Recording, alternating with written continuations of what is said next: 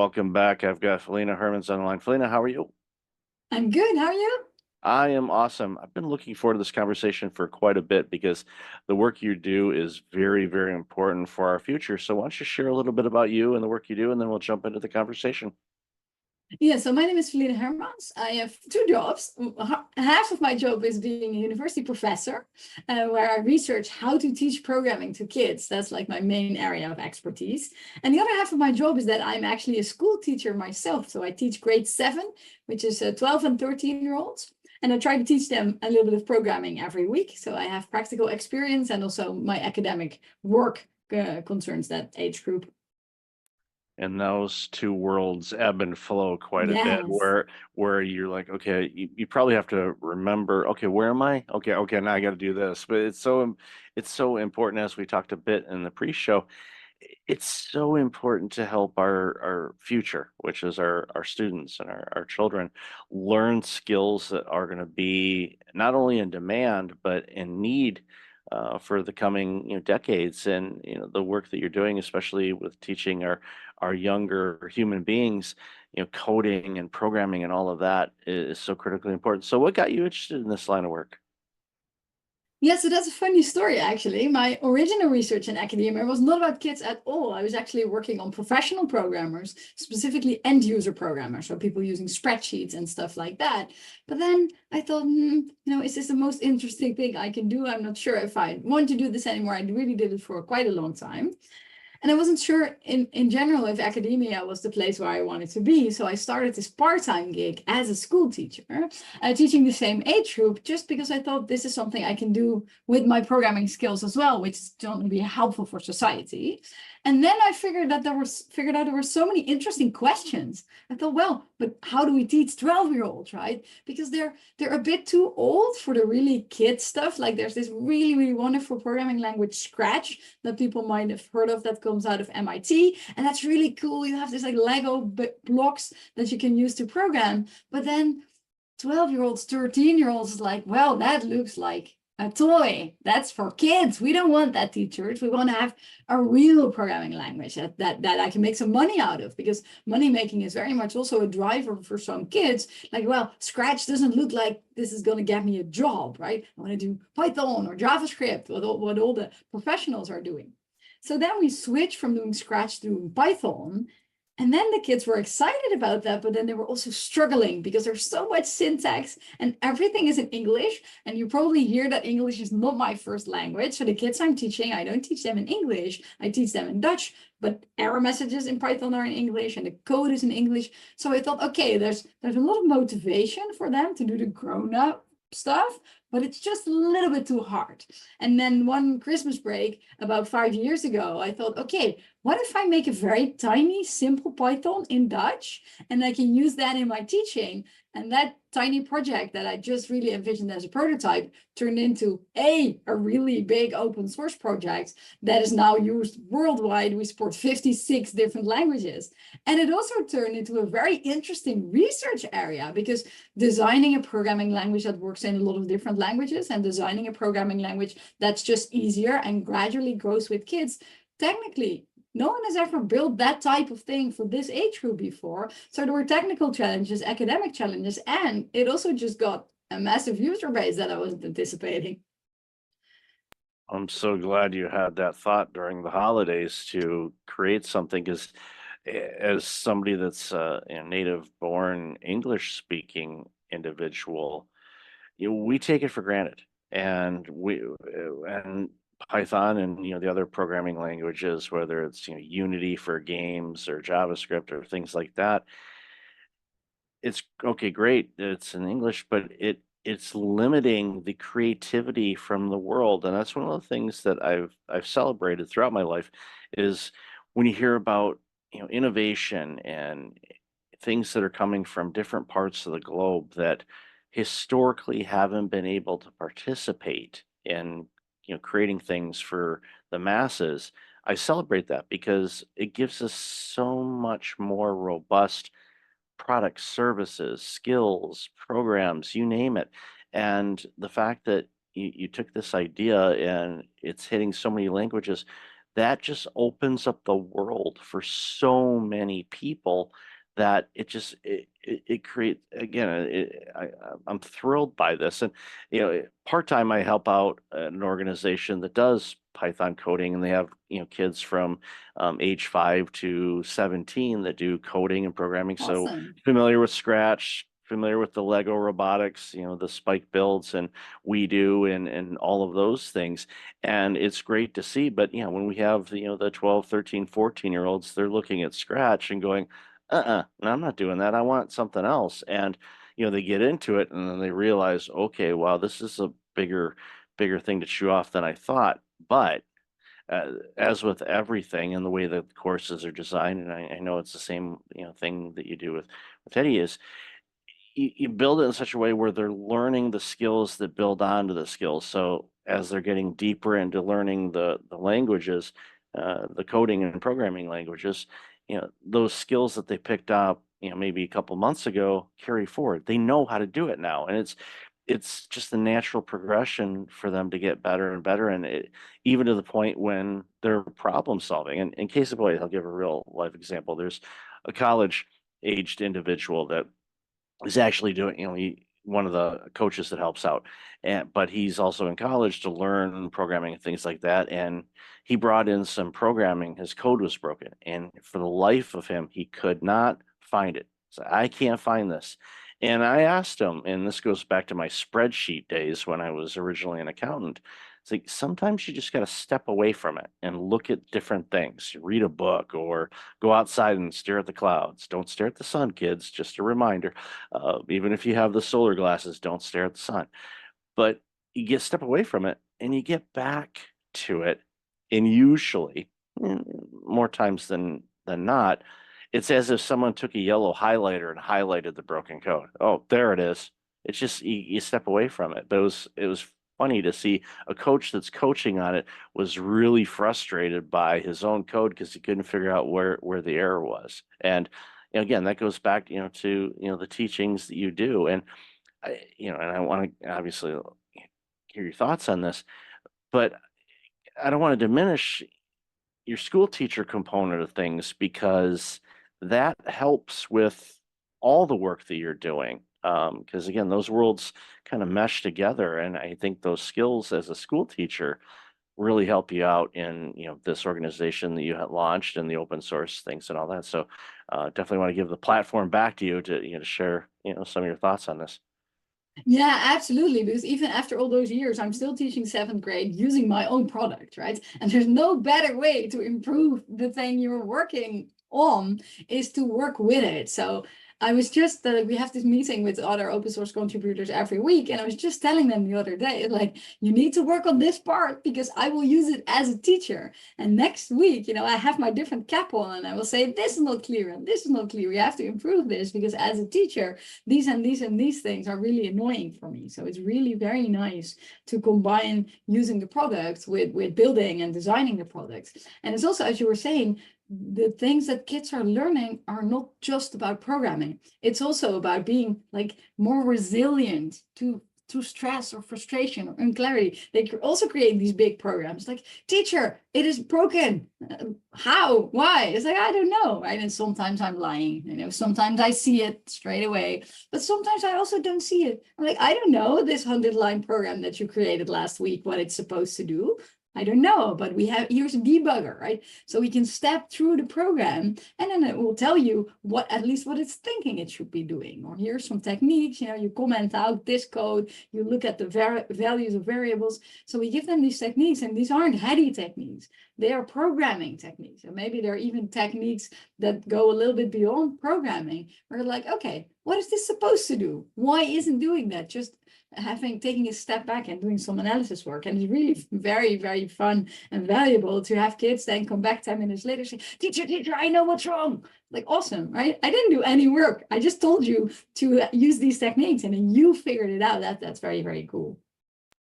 It's giving them life skills, and I love that you mentioned that. It's giving them some resilience, some perseverance, the problem solving. It's not, here it is handed to you on an iPad, all works, everything's functioning properly. No, there's And as in life, there's challenges that we face, there's problems we encounter and difficult situations, and you know, figuring it out and using the skills and the knowledge and the tools that are available, using a debug tool.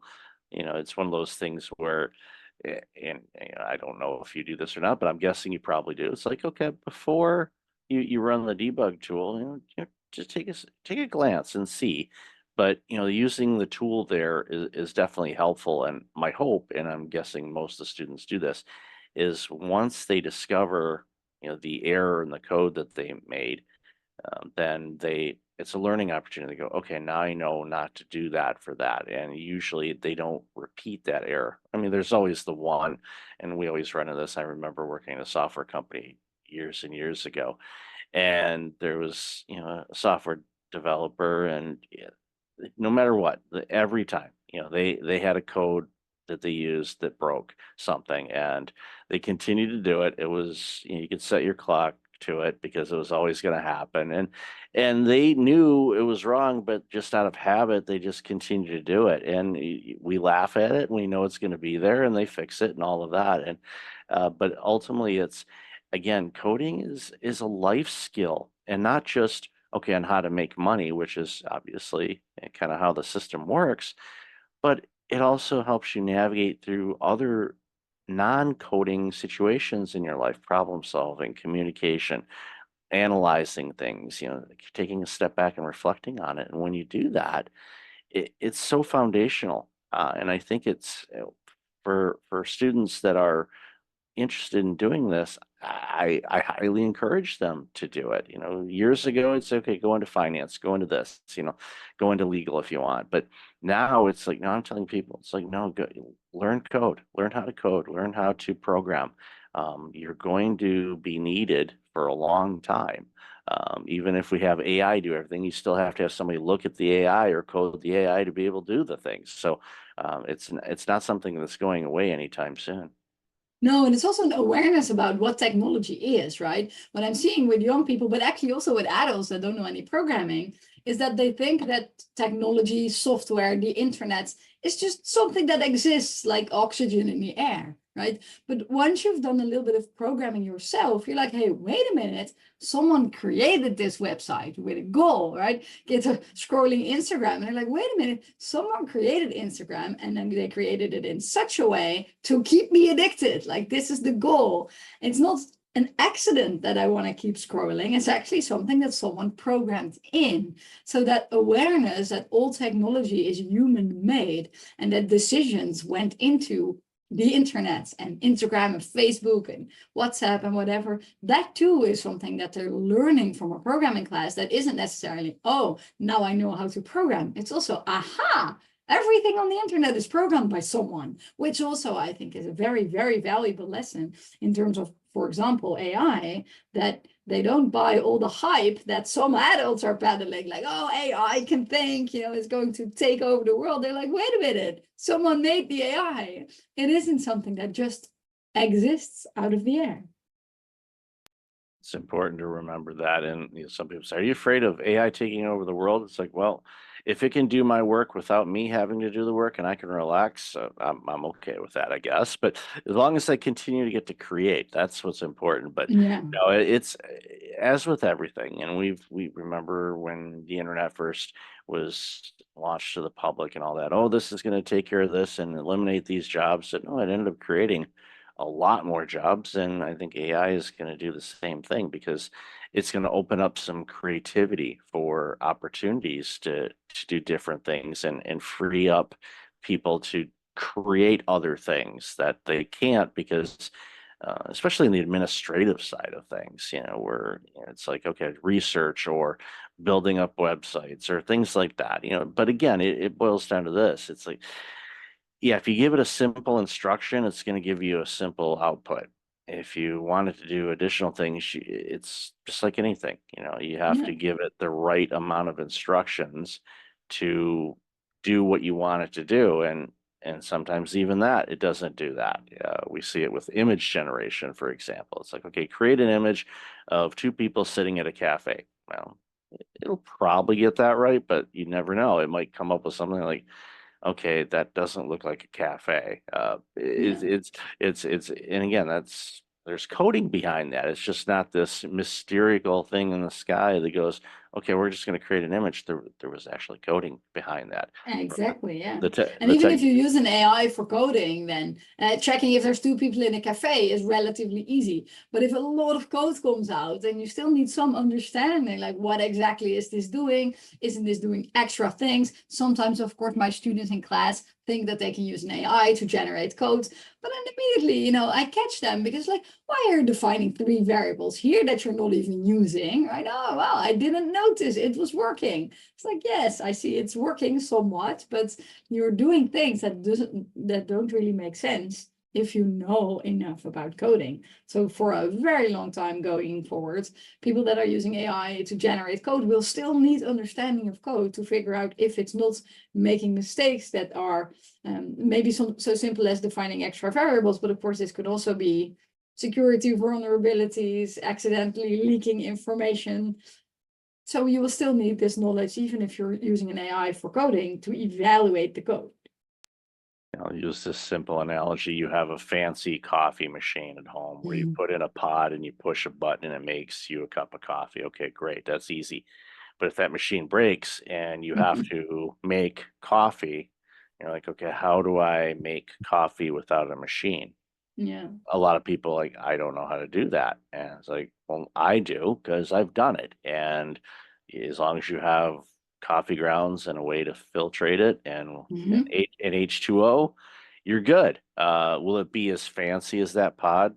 No, but it's still going to be coffee. And it's a simple analogy, but it's Yeah. important for you to understand if you have AI do something, you should be able to do it without AI. And that's what's really Yeah. important for people. I don't want people to forget how to do things because if things happen, internet goes down or things like that, it floors people and they're like, what do I do? Well, we're both of the age that we remember a time in life where we didn't have a smartphone to look something up or Yes. Or the maps internet in or there, general. yeah, we how do you know how to do this? Like we learned how to do it before technology made it simpler to do, but I still want to know how to do it in case the internet's out or anything else that happens. Ultimately, that's important. And it goes back to the coding. Yeah, you want to understand it. Yeah, oh, it does this, but why does it do that? Get to really understand the commands and the instructions you give because it's a life lesson as well because things we say or things we write have an impact. It's going to have an output and people or a system is going to respond to what you put in, whether it's relationships or code. It's so critically important. So again, yeah, I'm hammering this and I know I'm preaching to Mhm. the choir here, but coding is so critically important for people to learn because it's going to teach you life skills, not just coding skills. It's going to teach you life skills as well. Yeah, it's going to change you from like a passive consumer of technology. That's really making me so sad with the current generation of kids, is that they have this magical machine like a phone or a tablet or a computer. This when I was a 12-year-old, I could only dream of such a powerful machine. But then what do they use it for? Watching videos. Like but you could be making videos, right? You could be making your own apps. Oh, there's not an app I like that does this. Hey, but wait a minute, you could do this. And then it's really sad that then this isn't a technology problem or maybe a capitalism problem or a Silicon Valley problem, that all the apps or such big chunks of the apps that kids use and adults too are consuming apps. Whereas in the early days of the internet, that probably you also witnessed and some other people as well, there was like this balance between creation and consuming. All those people had like little websites, GeoCity, or running their own website where they were creating, programming, writing about whatever weird hobbies they were having. There was a balance between consuming and creating. And now it's just almost all of it is consuming. And this is sad, I think, because I'm a creator. I like drawing, I like making clothes, and I just want kids also to be